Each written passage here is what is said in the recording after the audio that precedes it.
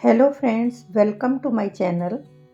आज मैं आप लोगों के सामने एक उपन्यास शुरू कर रही हूँ, शरत चंद्र चट्टोपाध्याय जी का अंतिम प्रश्न। उन्होंने 30 से ज़्यादा उपन्यास लिखे, जैसे परिणीता, देवदास, बड़ी दीदी, मंजली दीदी आदि। लेकिन अंतिम प्रश्न अपने समय से काफ़ी आगे है, उस समय के सामाजिक परिवेश से हटकर है। उस समय की नारी काफ़ी कम पढ़ी लिखी होती थी, जो सिर्फ चारदीवारी में रहकर ही अपना जीवन बिता देती थी। पर इस कहानी की पात्र कमल, जो शिवनाथ के साथ लिव इन रिलेशनशिप में रहती है, उस जमाने में कोई भी कॉन्सेप्ट नहीं जानता था। इस तरह की नारी को असम्मान की नज़र से देखा जाता था। लेकिन कमल इस मेल डोमिनेटेड सोसाइटी की थोपी हुई ट्रेडिशनल वैल्यूज़ को चैलेंज करती है। वो अपने विचारों को लॉजिक के साथ रखने का साहस रखती है। ज़्यादातर पुरुष इस तरह की नारी को अच्छा नहीं मानते। शिवनाथ, जो अपनी पत्नी को धोखा देता है कमल के लिए, और कमल को धोखा देता है मनोरमा के लिए। इस कहानी का मुख्य डिस्कशन का सेंटर आशुतोष बनर्जी या आशु बाबू का घर है, जो एक वृद्ध हैं जिनकी स्त्री का निधन हो चुका है। ये नॉवल काफ़ी बोल्ड विषय पर आधारित है। मुझे ये अच्छा लगा तो मैंने सोचा ये आप लोगों के साथ शेयर करना चाहिए। इसको मैं 25 भागों में आप लोगों के सामने प्रस्तुत करूँगी। इसके 6 भाग हम पहले सुन चुके हैं, तो आइए सुनते हैं इसका 7वां भाग। लगभग 15 दिन बाद की बात है। शाम ढलने में ज़्यादा देर नहीं थी। अजीत आशु बाबू और मनोरमा को घर छोड़कर अकेले घूमने निकला था। ऐसा वह अक्सर करता था। जो पथ शहर के उत्तर की ओर से आकर कॉलेज के सामने से सीधा पश्चिम की ओर आ गया है, उसी की एक निर्जन जगह पर औरत की आवाज में अजीत अपना नाम सुनकर चौंक पड़ा। गाड़ी रोककर देखा, शिवनाथ की पत्नी कमल थी। रास्ते के तट पर एक टूटा फूटा 2 मंजिला मकान था। उसके सामने ही अस्त व्यस्त एक फूलों का बागीचा है। उसी बागीचे में खड़ी कमल हाथ ऊपर उठाकर पुकार रही है। गाड़ी रुकने पर वह पास गई और बोली, उस दिन भी आप अकेले जा रहे थे। मैंने बहुत पुकारा मगर आपको सुनाई नहीं दिया। सुनेंगे भी कैसे? बाप रे बाप, कितनी तेज चलाते हैं। देखकर लगता है सांसें ही थम जाएंगी। आपको डर नहीं लगता? अजीत गाड़ी से नीचे उतरकर खड़ा हुआ, बोला, आप अकेली? शिवनाथ बाबू कहाँ हैं? कमल बोली, वे घर पर नहीं हैं। मगर आप अकेले क्यों? उस दिन भी आपके साथ कोई नहीं था। अजीत बोला, पिछले कुछ दिनों से आशु बाबू की तबीयत ठीक नहीं है, इसीलिए वह घूमने नहीं आते। आज उन्हें अविनाश बाबू के पास छोड़कर मैं घूमने निकला हूँ। शाम के समय मैं घर के भीतर नहीं रह सकता। कमल बोली, मैं भी। मगर नहीं रह सकती कहने पर कुछ नहीं होता। गरीबों को बहुत कुछ सहना ही पड़ता है। अचानक वह अजीत की ओर देखकर बोली, मुझे साथ ले चलेंगे? थोड़ी दूर घूम आऊंगी।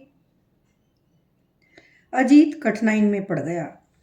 आज साथ में चालक भी नहीं था और शिवनाथ बाबू भी घर में नहीं है, मगर मना भी नहीं कर पाया। दुविधा में भरकर बोला, यहाँ आपका कोई संगी साथी नहीं है क्या? कमल बोली, और सुनो, संगी साथी कहाँ से आएंगे? एक बार इस जगह की दशा तो देखिए। शहर के बाहर ही है। नाम तो शाहगंज है। यहीं आसपास कोई चमड़े का कारखाना है। मेरे पड़ोसी मौची हैं। कारखाना जाते हैं, शराब पीते हैं, सारी रात शोर मचाते हैं। यही है मेरा मोहल्ला। अजीत ने पूछा, यहाँ कोई भद्र व्यक्ति नहीं रहता? कमल बोली, शायद नहीं, और रहता भी हो तो क्या, मुझे वह घर थोड़े ही आने देंगे। इसीलिए तो कभी कभी बहुत अकेलापन सताता है। मैं आप लोगों को वहाँ भी तो जा सकती थी।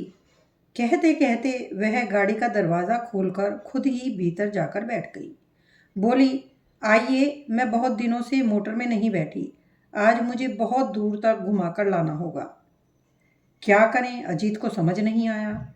संकोच पूर्वक बोला, ज़्यादा दूर जाने पर रात हो जाएगी। घर लौटने पर शिवनाथ बाबू को अगर आप दिखाई नहीं दी तो वह न जाने क्या सोचें। कमल बोली, नहीं, सोचने जैसा कुछ नहीं है। अजीत बोला, तो फिर ड्राइवर के साथ न बैठकर भीतर बैठिए ना। कमल बोली, ड्राइवर तो आप ही हैं, पास नहीं बैठूंगी तो बातचीत कैसे करूंगी? दूर बैठने पर क्या मुंह बंद हो जाता है? आप आइए, देर मत करिए। अजीत ने गाड़ी स्टार्ट कर दी। रास्ता सुंदर और निर्जन था। कहीं कोई एक आध व्यक्ति दिख जाता। गाड़ी की रफ्तार तेज हो गई। कमल बोली, आपको गाड़ी तेज चलाना अच्छा लगता है ना? अजीत बोला, हाँ। डर नहीं लगता? नहीं, मुझे आदत है। आदत ही सब कुछ है, यह कहकर कमल एक पल के लिए चुप हो गई। मगर मुझे तो आदत नहीं है, फिर भी मुझे अच्छा लग रहा है। शायद स्वभाव को है ना? अजीत बोला, हो सकता है। कमल बोली, अवश्य, जबकि इसमें संकट तो है, जो बैठते हैं उनके लिए भी और जो उसके नीचे आते हैं उनके लिए भी, है ना? अजीत बोला, नहीं, कोई गाड़ी के नीचे क्यों आएगा? कमल बोली, आ भी सकता है अजीत बाबू, तेज गति में बहुत मज़ा है, गाड़ी हो या जीवन। मगर जो डरपोक होते हैं वे नहीं कर सकते।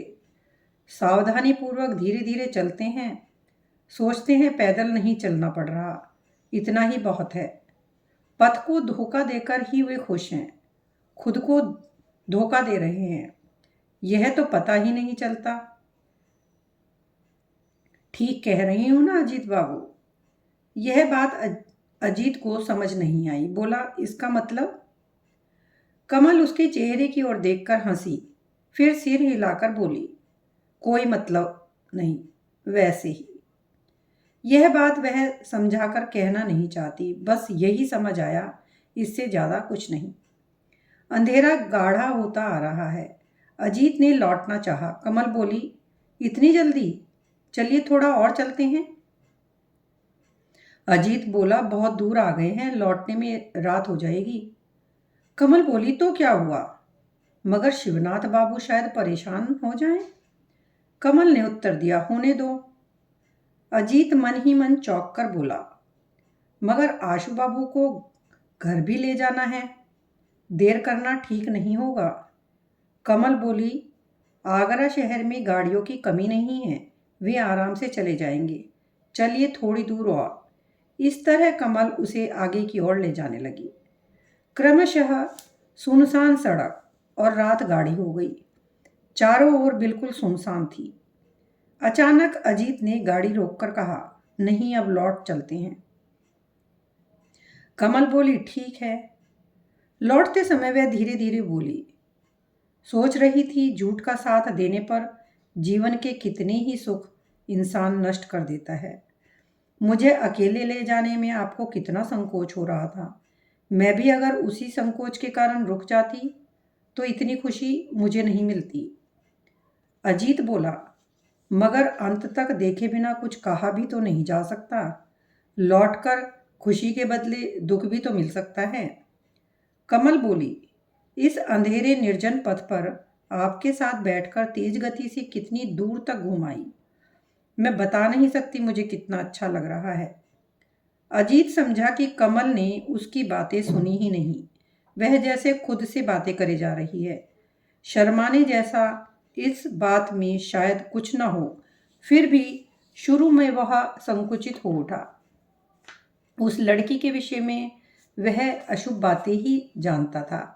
जो जानता है उसमें अधिकतर बातें शायद झूठ ही हैं, और जो सत्य है उस पर असत्य की इतनी काली छाया पड़ी हुई है कि ठीक से पहचानने का पथ ही नहीं दिखता। चाहकर जो जांच सकते हैं वो जांचते हैं नहीं। यह सब कुछ जैसे उनके लिए तो एक मजाक है। अजीत चुप है। इसी से शायद कमल की चेतना लौटी। बोली, अच्छी बात है। आप क्या कह रहे थे? लौटकर खुशी के बदले दुख भी मिल सकता है। हाँ, ऐसा हो भी सकता है। अजीत बोला, तो? कमल बोली, इससे यह तो प्रमाण नहीं होता कि आज मुझे जो आनंद मिला वह मिला ही नहीं।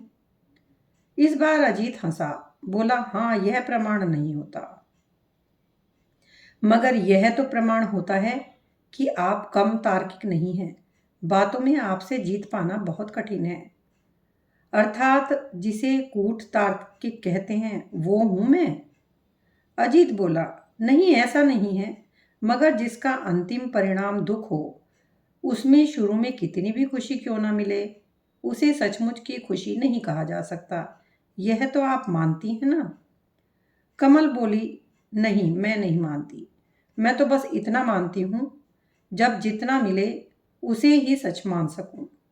दुख की आग मुझे विगत सुख के ओस कणों को सोख न ले, वह कितना भी कम हो। उसका परिणाम संसार के लिए कितना भी तुच्छ हो, फिर भी उसे अस्वीकार न करूं। एक दिन का आनंद किसी एक दिन के दुख से शर्माए नहीं। यह कहकर एक पल चुप रही। इस जीवन में सुख दुख कुछ भी सत्य नहीं है अजीत बाबू। सत्य है तो सिर्फ उनमें बिताए हुए पल। सत्य हैं तो उन पलों के बीत जाने के छंद। बुद्धि और हृदय से इसे पाना ही सचमुच का पाना है। क्या यही ठीक नहीं? इस प्रश्न का उत्तर अजीत नहीं दे पाया, मगर उसे महसूस हुआ कि अंधेरे में दो आंखें उसकी ओर आग्रहपूर्वक देख रही हैं। वह जैसे कुछ सुनना चाहती हैं। आपने उत्तर नहीं दिया। आपकी बातें मुझे ठीक से समझ नहीं आई। नहीं समझ आई? नहीं। एक ठंडी सांस निकली। उसके बाद कमल धीरे से बोली, इसका मतलब यह हुआ कि अभी यह बातें समझने का समय नहीं आया। जब कभी वह समय आएगा तो मुझे याद कर लीजिएगा। याद करेंगे ना? अजीत बोला, हाँ, करूँगा। गाड़ी आकर उसने उसी बगीचे के सामने रोकी।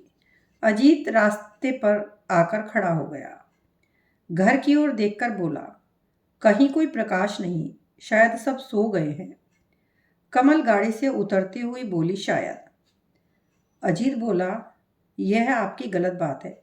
किसी को तो बताकर जाना चाहिए था। शिवनाथ बाबू न जाने कितने चिंतित होंगे।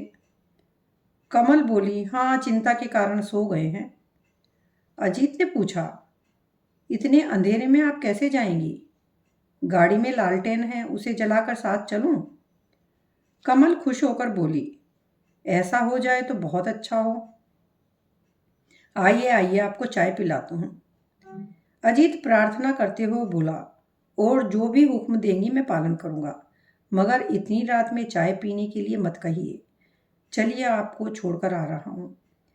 सदर दरवाजे पर हाथ रखते ही वह खुल गया। भीतर बरामदे में एक हिंदी भाषी दासी सो रही थी। आवाज़ सुनकर उठी। 2 मंजिला मकान है। ऊपर 2 छोटे मोटे कमरे हैं। बहुत ही संकीर्ण सीढ़ियों के नीचे एक लालटेन टिमटिमा रही है। उसे उठाकर कमल ने अजीत को बुलाया तो अजीत संकोच से व्याकुल होकर बोला, नहीं, अभी चलता हूं, बहुत रात हो गई। कमल जिद करती हुई बोली, नहीं, ऐसे नहीं जा सकते, आइए। अजीत को दुविधा में पड़ते देख वह बोली, आप सोच रहे होंगे कि आप आएंगे तो शिवनाथ बाबू के सामने शर्मिंदा होना पड़ेगा, मगर नहीं आए तो मेरे लिए ज़्यादा शर्म की बात है। यह क्यों नहीं सोचते आप? आइए। नीचे से ही यूं अनादर करके आपको जाने दिया तो मैं सारी रात सो नहीं पाऊंगी। अजीत ने ऊपर आकर देखा। कमरे में सामान ना के बराबर था। एक सस्ती सी आराम कुर्सी, एक छोटी मेज, एक स्टूल, 3 मूढ़े, एक और पुराने लोहे के पलंग का बिस्तर, उस पे तकिया रखा हुआ था, जैसे उनका प्रयोग ही ना होता हो। कमरा सूना। शिवनाथ बाबू नहीं थे। अजीत चौंका, मगर मन ही मन खुश भी हुआ। बोला, वे अभी तक आए नहीं? कमल बोली, नहीं। अजीत बोला, शायद आज हमारे यहाँ उनका गाना जोर शोर से चल रहा है। कैसे पता चला? कल और परसों 2 दिन से नहीं गए। आशू बाबू शायद आज उन 2 दिनों की भरपाई कर रहे हैं। कमल ने पूछा, रोज जाते हैं, 2 दिन क्यों नहीं गए? अजीत बोला, यह तो मुझे से ज़्यादा आप जानती हैं। संभवतः आपने जाने नहीं दिया होगा, इसीलिए नहीं गए होंगे। नहीं तो जानबूझकर गैर हाजिर होंगे, ऐसा लगता तो नहीं। कुछ पल कमल उसकी ओर देखकर अचानक हंस पड़ी। बोली, किसे पता है कि वे वहाँ गाना गाने जाते हैं? वास्तव में इंसान को जबरन पकड़ कर रखना अन्याय है ना? अजीत बोला, हाँ। कमल बोली, वे अच्छे इंसान हैं इसलिए। अच्छा, आपको अगर कोई रोके रखता तो रहते? अजीत बोला, नहीं। और फिर मुझे रोकने वाला कोई है भी तो नहीं। कमल हंसते हुए सिर हिलाकर बोली, यही तो मुश्किल है। रोक कर रखने वाला कौन कहाँ छिपा है पता ही नहीं चलता। यही देखिए, मैंने आपको शाम से रोक रखा है, आपको पता ही नहीं चला। छोड़िए, सारी बातों पर बहस करके क्या होगा। बातों बातों में देर हो रही है, मैं आपके लिए चाय बना लाती हूँ। और मैं यहाँ अकेला चुपचाप बैठा रहूँगा? यह नहीं हो सकता। नहीं, इसकी क्या ज़रूरत? यह कहकर कमल उसे अपने साथ दूसरे कमरे में ले गई और एक नया आसन बिछाकर बोली, बैठिए। मगर विचित्र है यह दुनिया, अजीत बाबू।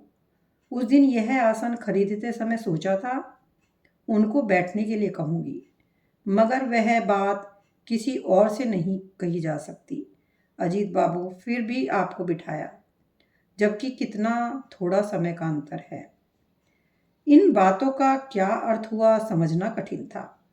शायद बहुत सहज अर्थ है या फिर बहुत कठिन। फिर भी अजीत शर्म से लाल हो गया। कहने में उसे परेशानी हुई, मगर फिर भी बोला, तो उन्हें ही क्यों नहीं बिठाया? कमल बोली, यही तो इंसान की बहुत बड़ी भूल है। समझता है कि सब कुछ उसके आप अपने हाथ में है, मगर कहाँ कौन कौन सारा हिसाब किताब उलट पलट कर देता है, किसी को पता ही नहीं चलता। आपकी चाय में ज़्यादा चीनी डालूं? अजीत बोला, हाँ, चीनी और दूध के लालच में ही मैं चाय पीता हूँ, नहीं तो उसमें कोई मज़ा नहीं। कमल बोली, मैं भी इंसान क्यों वैसी चीज़ खाता है मुझे समझ नहीं आता, जबकि इसी देश में मेरा जन्म हुआ है। तो आपकी जन्मभूमि आसाम है? सिर्फ आसाम नहीं, चाय बागान में। फिर भी आपको चाय पसंद नहीं? बिल्कुल नहीं।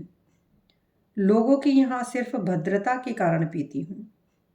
अजीत चाय का प्याला हाथ में लेकर चारों ओर देखकर बोला, यह आपकी रसोई है? कमला बोली, हाँ। अजीत ने पूछा, आप खाना खुद पकाती हैं? मगर आज तो आपको समय ही नहीं मिला। कमल बोली, हाँ। अजीत परेशान सा हो गया। कमल उसकी ओर देखकर हंसकर बोली, अब पूछिए तो आप खाएंगी क्या? उसके जवाब में मैं कहूँगी, मैं रात को कहीं नहीं खाती, दिन में एक बार खाती हूँ, सिर्फ एक बार। कमल बोली, हाँ। मगर फिर आपको लगेगा अगर ऐसा है तो वे शिवनाथ बाबू लौट कर क्या खाएंगे? उनका खाना तो यह कोई 1-2 दिन की बात तो है नहीं। फिर इसके उत्तर में मैं कहूँगी कि वे तो आपके घर से खाकर आते हैं, उनकी क्या चिंता? आप कहेंगे, हाँ, मगर रोज़ तो नहीं। सुनकर मैं सोचूंगी कि इस बात का जवाब देकर क्या फ़ायदा। मगर फिर भी आपको निरस्त नहीं किया जा सकेगा। तब मजबूर होकर कहना ही पड़ेगा कि अजीत बाबू, आप डरे मत, वे अब यहाँ नहीं आते। शिवरीति से, शिवानी से जो विवाह किया था, शायद उस मोह से आज़ाद हो गए हैं। अजीत को सचमुच कुछ समझ नहीं आया। गहन विस्मय से उसने पूछा, इसका मतलब? क्या आप यह सब गुस्से में कह रही हैं? कमल बोली, नहीं, गुस्से में नहीं। गुस्सा करने का अधिकार शायद मेरा नहीं है। मुझे तो यही पता था कि वे पत्थर खरीदने जयपुर गए हैं। आपसे पता चला कि वे आज भी आगरा में हैं। चलिए उस कमरे में चलकर बैठते हैं। दूसरे कमरे में आकर कमल बोली, यही हमारा शयन कक्ष है। तब भी इससे ज़्यादा एक चीज़ यहाँ नहीं थी, आज भी वही है। मगर उस दिन इन सबको देखा होता तो आज मुझे नहीं कहना पड़ता कि मैं गुस्सा नहीं कर रही। मगर आपको बहुत देर हो रही है अजीत बाबू, और देर मत करिए। अजीत खड़ा होकर बोला, हाँ मैं चलता हूँ। कमल भी साथ साथ उठ खड़ी हुई। अजीत बोला, अगर अनुमति हो तो कल आऊं? हाँ आइए, कहकर वह पीछे पीछे नीचे आ गई। अजीत ने सकुचाते हुए कहा, अगर बुरा न माने तो एक बात पूछना चाहता हूँ। शिवनाथ बाबू कितने दिनों से यहाँ नहीं आए? बहुत दिन हो गए, यह कहकर वह हंसी। अजीत ने लालटेन के प्रकाश में देखा और वह हंसी दूसरी हंसी थी। पहले वाली हंसी से कोई मेल नहीं था।